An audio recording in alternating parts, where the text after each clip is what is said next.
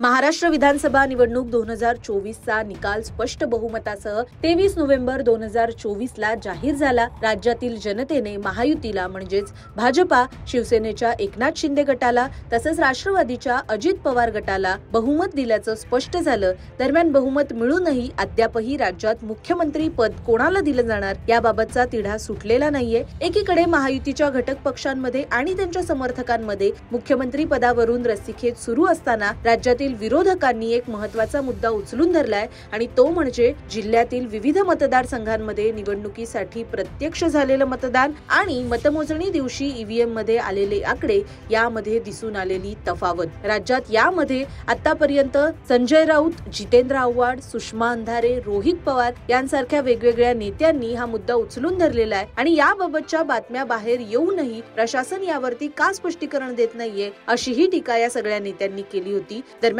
आता एबीपी माझाच्या वृत्तानुसार प्रशासनाने यावरती खुलासा देत स्पष्टीकरण दिलेलं आहे। नेमकं हे प्रकरण काय, नेमकं कुठे मतांमध्ये तफावत आढळून आली होती आणि यावरती प्रशासनाने आपली भूमिका कशा पद्धतीने स्पष्ट केली आहे हे आपण या व्हिडिओच्या माध्यमातून जाणून घेणार आहोत। नमस्कार, आपण पाहत आहात लोकसत्ता लाईव्ह। तर सोलापूर जिल्ह्यातील 244 क्रमांकाचा मतदारसंघ करमाळा, 245 क्रमांकाचा मतदारसंघ माढा, 249 सोलापूर शहर मध्य आणि 251 सोलापूर दक्षिण या मतदारसंघांमध्ये मतदान व मतमोजणी मधील आकडेवारीत तफावत दिसून आल्याचं कळत होतं। यातील 244 क्रमांकाचा मतदारसंघ म्हणजे करमाळा या विधानसभा मतदारसंघांमध्ये मतदानाच्या दिवशी 2,39,375 अशी मतदानाची आकडेवारी नोंदवली गेली होती। तथापि मतमोजणीच्या दिवशी 2,29,377 अशी मतदानाची आकडेवारी समोर आली। यामध्ये 2 मतांची वाढ ही केंद्राध्यक्ष केंद्र क्रमांक 115 यांनी नमुना 17C मध्ये मतांचा हिशोब लिहिताना चुकीची नोंद घेतल्याने झाली होती अशी माहिती सध्या दिली जाते।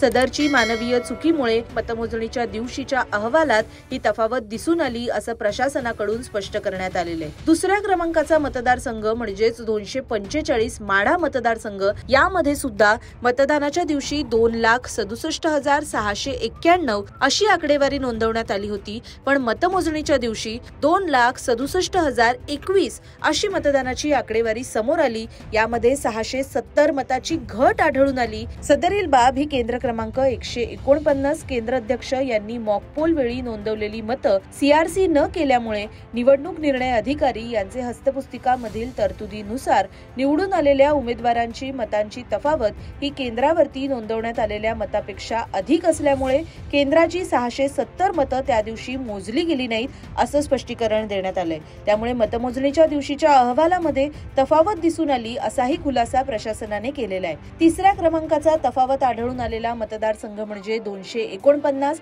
सोलापूर शहर मध्य या विधानसभा मतदारसंघामध्ये मतदानाच्या दिवशी 2,02,91 अशी मतदानाची आकडेवारी होती, पण मतमोजणीच्या दिवशी 2,02,89 अशी मतदानाची आकडेवारी दिसून आली। अर्थात यामध्ये सुद्धा 2 मतांची घट आढळून आली। याबाबतचं स्पष्टीकरण देताना सदरील बाब ही केंद्राध्यक्ष केंद्र क्रमांक 197 यांनी केंद्राध्यक्ष दैनंदिनीमध्ये 2 मतं ईव्हीएम मतांच्या हिशोबात गृहीत धरल्याने 665 मतं नमूद केली होती। मात्र मतमोजणीच्या दिवशी ईव्हीएम मध्ये 663 मतं आढळून आली। मानवीय लेखन चुकीमुळे मतदानाच्या दिवशी आणि मतमोजणीच्या दिवशीच्या आकड्यांमध्ये तफावत दिसून आल्याचं स्पष्टीकरण आता प्रशासनाकडून देण्यात आलेलं आहे। आणि चौथा व शेवटचा मतदारसंघ म्हणजे 251 सोलापूर दक्षिण या विधानसभा मतदारसंघामध्ये मतदानाच्या दिवशी 2,23,624 अशी मतदानाची आकडेवारी होती आणि दुसरीकडे मतमोजणीच्या दिवशी 2,23,625 अशी मतदानाची आकडेवारी दिसून आली।